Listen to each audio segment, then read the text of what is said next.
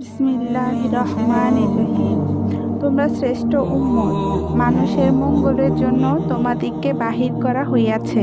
তোমরা সৎ কাজে আদেশ করিয়া থাকো এবং অসৎ কাজ হইতে নিষেধ করিয়া থাকো এবং আল্লাহর উপর ঈমান রাখো। মুসলমান সর্বশ্রেষ্ঠ জাতি এবং উম্মতে মুহাম্মাদি সর্বশ্রেষ্ঠ উম্মত। এই কথা বিভিন্ন হাদিসে স্পষ্টভাবে বর্ণিত হইয়াছে। কোরআন পাকের বিভিন্ন আয়াতেও এই বিষয়টিকে স্পষ্টভাবে কিংবা ইঙ্গিত আকারে বর্ণনা করা হইয়াছে।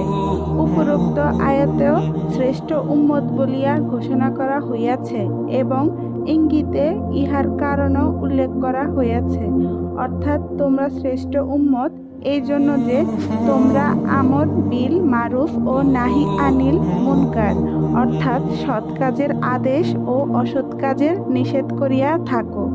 মুফাসসিরগণ লিখিয়াছেন, এই আয়াত শরীফে আমর বিল মারুফ ও নাহি আনিল মুনকারকে ঈমানের পূর্বেই উল্লেখ করা হইয়াছে, অথচ ঈমান হইল সকল ইবাদতের মূল। ঈমান ব্যতীত কোনো ভালো কাজই গ্রহণযোগ্য নয়।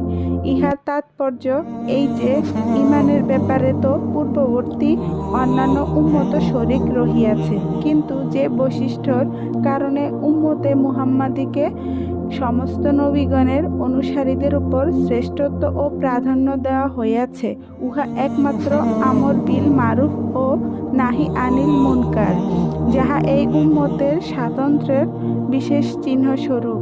আর যেহেতু ঈমান ব্যতীত কোনো নেক আমল গ্রহণযোগ্য নয়, সেজন্য সাথে সাথেই শতরূপ উহাকেও উল্লেখ করা দিয়েছেন।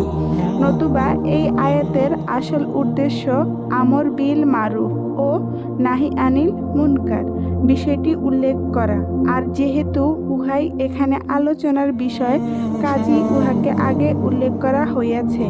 এই উম্মতের জন্য স্বাতন্ত্র্যের বিশেষ চিহ্ন হওয়ার অর্থ হইল বিশেষভাবে গুরুত্ব সহকারে এই কাজ করিতে হইবে। শুধুমাত্র চলাফেরার মধ্যে দিয়া কিছু তাবলীগ করিয়া নিলে যথেষ্ট হইবে না, কেননা এইরূপ সংক্ষিপ্ত তাবলীগ তো পূর্ববর্তী উম্মতগণের মধ্যেও পাওয়া যাইত।